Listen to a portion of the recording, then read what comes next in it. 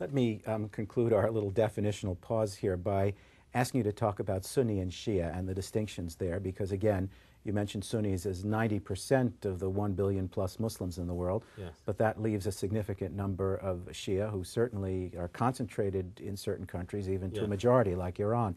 How do we understand the distinctions between those two approaches to Islam, and what are the relationships like across that boundary? So the divide between Sunnism and Shiism is really the great divide in Islam. And it's a divide that is theological as well as legal. And it has to do with originally the question of the political succession to the leadership of the Muslim community after the Prophet Muhammad died. The Shi'is argue that it was the cousin and son-in-law of the Prophet who should have succeeded. The Sunnis say no. The succession as it unfolded was the correct way, that one of his very good friends, one of the Prophet's very good friends, a man called Abu Bakr, should take over the leadership of the Muslim community. And from that initial rift, an entire sect, or two sects, developed. Shi'is are then further subdivided into more sects, and it gets quite complicated. But Shi'is, by and large, some 10% of all Muslims, have a hierarchy of scholars to whom they defer and to whom they pay taxes. And these scholars have, again, by and large, regarded politics, all politics, until the return of the Messiah, because they believe in the return of the Messiah, a man called the Mahdi.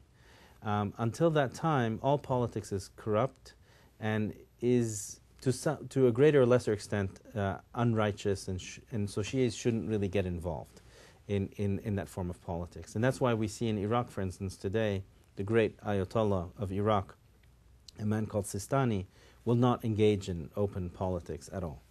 So Shias tend to be, for lack of a better term, apolitical.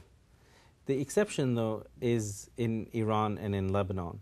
In Iran, you had a development that took place with a man called Ayatollah Khomeini, who died in 1989. He developed a strand of Shiism that is not widely accepted, but it happens to be the dominant political ideology of the Islamic Republic of Iran. And he argued that a scholar, a qualified scholar, of course a man such as himself, should come and rule the state in waiting for the return of the Messiah.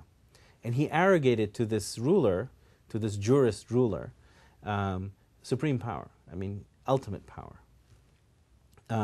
This is not an interpretation that is accepted by most Shi'is, but you do have some outside of Iran who do adhere to it and accept it, and accept also the fact that you owe the ruler of Iran, the supreme leader of Iran, blind obedience. One such group is Hezbollah in Lebanon. They are the quintessential example of a politicized Shia movement, of an Islamist Shia movement. But again, I think most Shias are not mobilized along Islamist ideologies, and traditionally, in fact, have been leftists and nationalists by inclination in Iraq and elsewhere. In returning to the question of Al-Qaeda, I think we just should remember that Al-Qaeda is a Sunni group, yes, and has had very harsh things, to say the least, about yes, Shia. And so those relationships are far from peaceful. And that's right. In fact, Shia have been targeted by Al-Qaeda-like groups in different Muslim countries. That's right. The strain in Al-Qaeda that is Salafi, that is like the Wahhabis, tends to be very anti-Shia. And we've seen it in Iraq, where they attack and vilify and excoriate, anathemize Shias and kill them, regard them as non-Muslims and legitimate targets of attack. But there is also a strain within Al-Qaeda which is represented more by the Muslim Brotherhood tradition, or legacy of the Muslim Brotherhood, which in fact is not anti-Shia. So the Muslim Brotherhood historically has not been anti-Shia. In fact, the Muslim Brotherhood has tried to paper over the differences between Shias and Sunnis. And so embedded within Al-Qaeda is at least the potential for a more ecumenical, a more tolerant version of Sunni-Shia relations, but it's not one that has dominated or trumped